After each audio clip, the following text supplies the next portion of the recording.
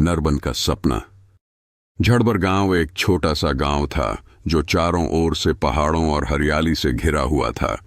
यहाँ की मिट्टी उपजाऊ थी, लोग मेहनती थे और प्रकृति की गोद में उनका जीवन सरल लेकिन सजीव था। गांव के लोग खेती किसानी करते थे और छोटे छोटे व्यापार से अपना गुजारा चलाते थे। गांव का प्रधान रामू काका हमेशा अपने गांव के विकास के लिए सोचते रहते थे। उनके मन में सपना था कि उनका गांव भी एक दिन नरबन यानी आधुनिक शहर जैसा बन जाए।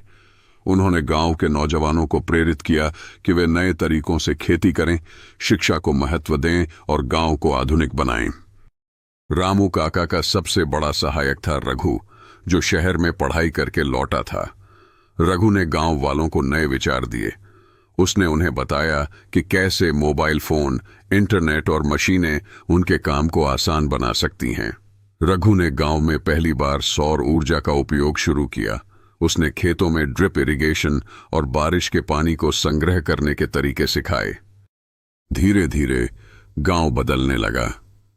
खेतों में नई तकनीकों का इस्तेमाल हुआ, बच्चों को डिजिटल शिक्षा मिलनी शुरू हुई और महिलाएं भी सिलाई कढ़ाई के साथ छोटे उद्योग शुरू करने लगीं। गांव में एक छोटा पुस्तकालय और स्वास्थ्य केंद्र भी बनाया गया। लेकिन बदलाव की राह आसान नहीं थी। कुछ बुजुर्गों को यह सब बेवजह की बातें लगती थीं। उनका मानना था कि पुराने तरीके ही सही थे। रामू काका ने उनका सम्मान करते हुए समझाया, पुराने तरीकों का सम्मान करते हुए हमें नए तरीकों को भी अपनाना होगा। यह बदलाव हमारे बच्चों और गांव के भविष्य के लिए है। कुछ वर्षों में झड़बर गांव ने ऐसा विकास किया कि वह पूरे जिले में चर्चा का विषय बन गया। सरकारी अधिकारी भी गांव देखने आते और दूसरे गांवों के लोग झड़बर से सीखने आते। रामू काका का सपना पूरा हुआ, लेकिन उन्होंने कभी अपने गांव की आत्मा को नहीं खोने दिया।